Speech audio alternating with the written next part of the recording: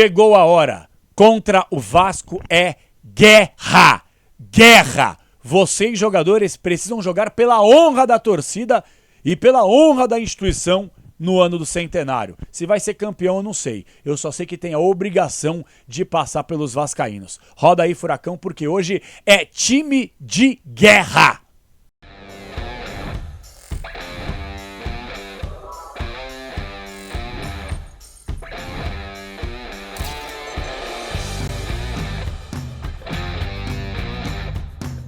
Fala galera, beleza? Fala Cap, estamos chegando para mais uma resenha no canal. Hoje vamos falar sobre esse jogaço Vasco e Atlético.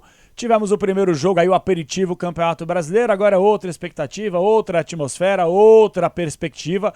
Então vamos projetar aqui esse Vasco e Atlético. Negócio é o seguinte, abri o vídeo falando que era um jogo de guerra, e é isso mesmo que eu penso, é guerra.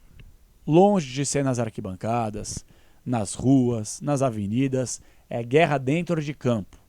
Guerra, se matar, se doar, se entregar tudo que pode mais um pouco.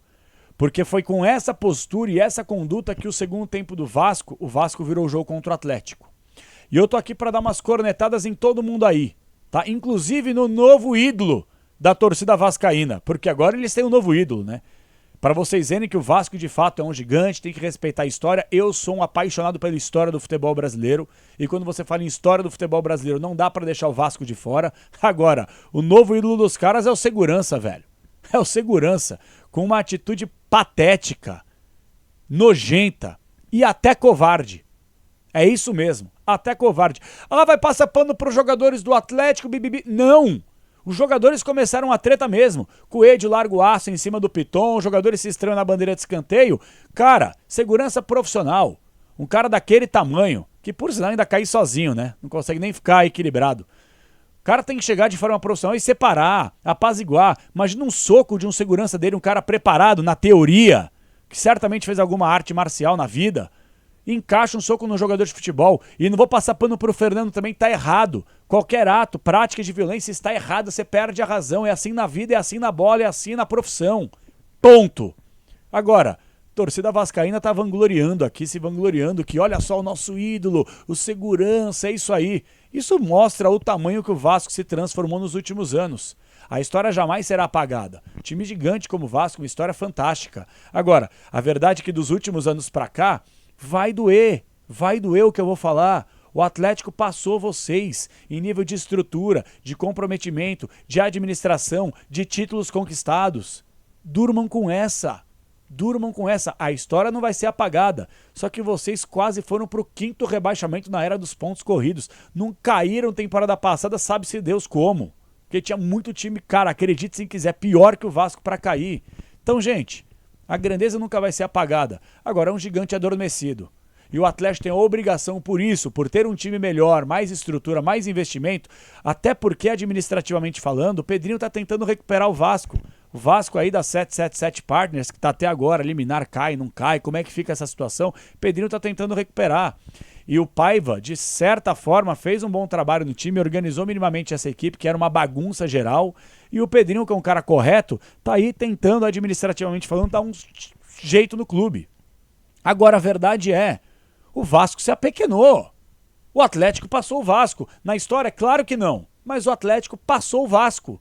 Passou, assim como passou o Santos de alguns anos pra cá. E assim vai. Quando o Petralha for passamos de trator, obviamente não está se referindo à história, mas está se referindo ao hoje. A gente não fala quem está melhor hoje, é o Vasco ou o Atlético? É o Atlético ou o Santos? E assim vai. E até covardia colocar na balança a história que o Santos tem com Pelé, os títulos mundiais e tal. Só que o Atlético está chegando. E vai doer para vocês entenderem isso, não é clubismo, mas aceitem que é uma das melhores administrações do futebol brasileiro das últimas décadas, e o Atlético se consolidou hoje na principal prateleira. É um time que chega longe em Sul-Americana, conquista título, em Copa do Brasil a mesma coisa, Campeonato Brasileiro vez ou outra ameaça disputar. O problema é que a diretoria, essa sim chegou no teto, não o clube chegou no teto, os caras que não conseguem ter uma visão para olhar um pouco mais para frente e entender o potencial que o clube tem de arrecadação, de receita, de investimento, de patrocínio, tudo isso aí.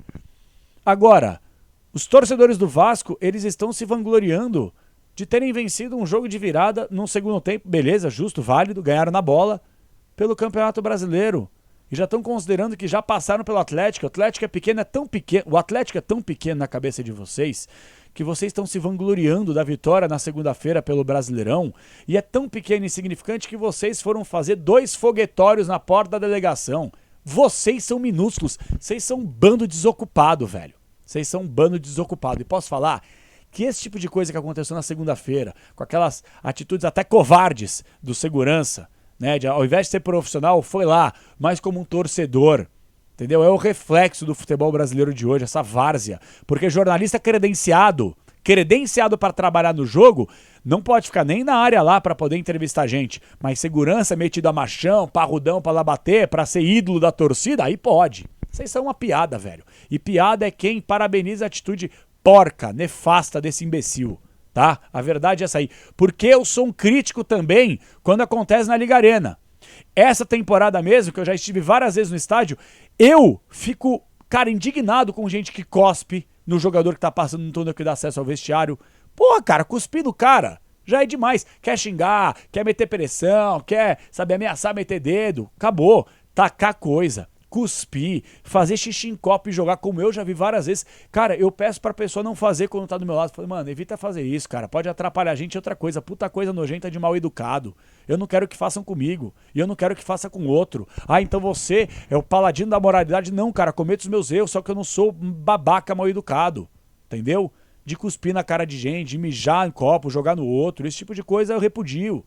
Repudio lá e aqui, e em qualquer lugar. Isso aí não pode acontecer, mas é uma utopia. Vai acontecer em São Januário, vai acontecer na Liga Arena, vai acontecer em todo lugar, né? Porque o futebol brasileiro tem essa cultura doentia, tá? Então, antes de só dar mais um recado aqui para a diretoria do Atlético, tá? Que eu tenho uma coisa para falar importante.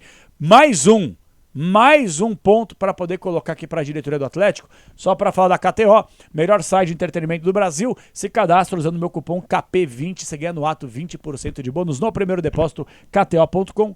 Clica, se cadastra e coloca o KP20 para ganhar 20% de bônus no primeiro depósito. Chegou até aqui? Likezinho, se inscreve no canal, vamos juntos que o Fala Cap tá na área. Deixa eu falar uma parada para vocês aqui.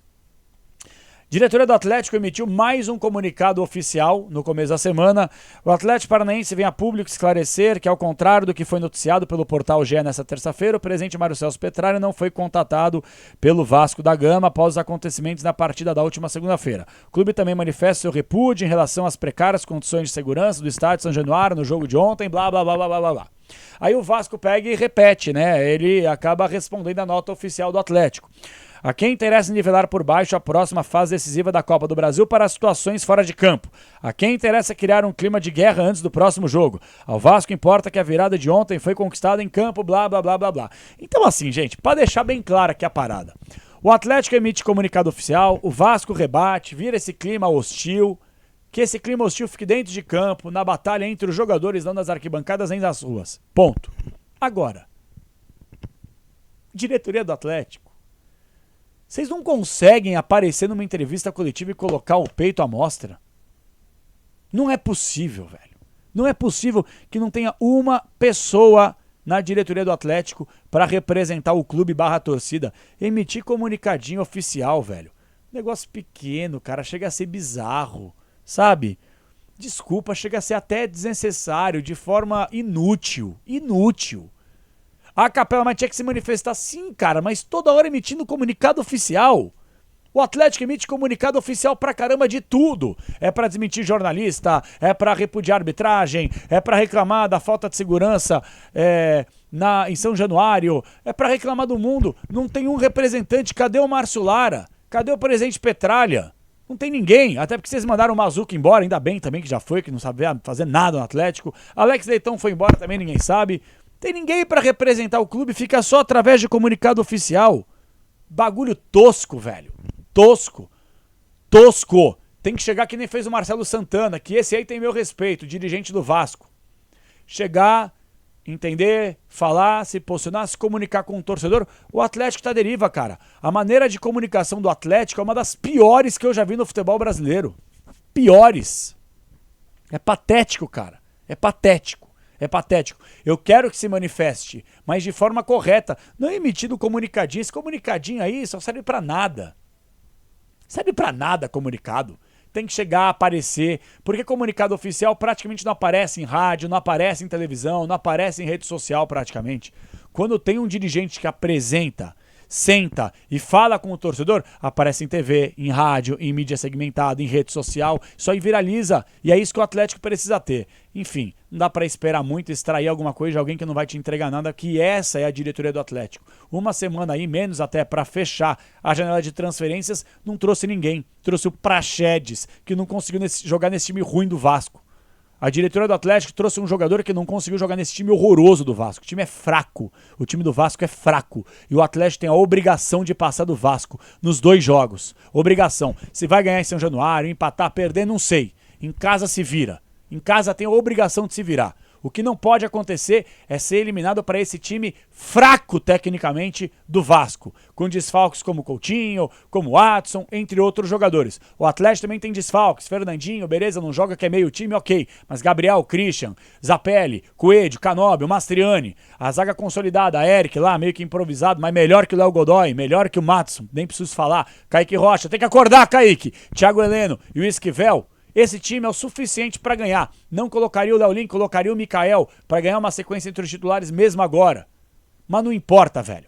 Independentemente dos atletas que vão entrar no campo de jogo, o Atlético Paranaense tem a obrigação de vencer esse time fraco tecnicamente do Vasco. Fraco, que tá se vangloriando de uma vitória no Campeonato Brasileiro, show, ganharam na bola. Agora, nossa senhora, o Atlético tão insignificante, tão pequeno, que foram fazer foguetório, tão insignificante, tão pequeno, que mandam o comunicado oficial falando disso, tão pequeno, tão insignificante, que tratam segurança como ídolo da torcida agora. Pelo amor de Deus, velho.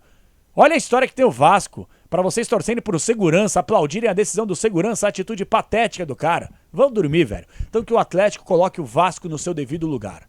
A partir de hoje, coloque o Vasco no seu devido lugar. Da sua grandeza de história para a sua atual realidade, aqui. O patamar do Vasco hoje é esse aqui. Passando por um processo de reconstrução. Que se não fosse a SAF, vai saber onde o Vasco estaria hoje, né? Então, eu só tenho isso a dizer. Ramon Abate Abel, árbitro de Santa Catarina, bom árbitro, apita o jogo. E eu espero realmente que os jogadores do Atlético, eles tenham sido picados por essa mosca, essa abelha, esse inseto da raiva em campo, do ódio em campo, da vontade em campo, e que isso não passe e não vire o fio para agressões, para problemas. Não, é carrinho na bola. É pegada na bola, dividida, a gente ganha. É isso que tem que acontecer e é isso que eu espero que aconteça, tá bom? Então, jogadores do Atlético, vocês vão jogar pela honra diante do Vasco. O Vasco é um time fraco tecnicamente, que estão valorizando a vitória no Campeonato Brasileiro. E tem que valorizar. Ok, de virada, na raça, beleza. Que o Atlético tenha uma postura melhor do que teve no jogo de segunda. E que os jogadores do Atlético entendam que é obrigação passar por esse time fraco tecnicamente do Vasco. Eu vou repetir. É obrigação o Atlético passar por esse time fraco tecnicamente, que é a equipe do Vasco da Gama. Beleza?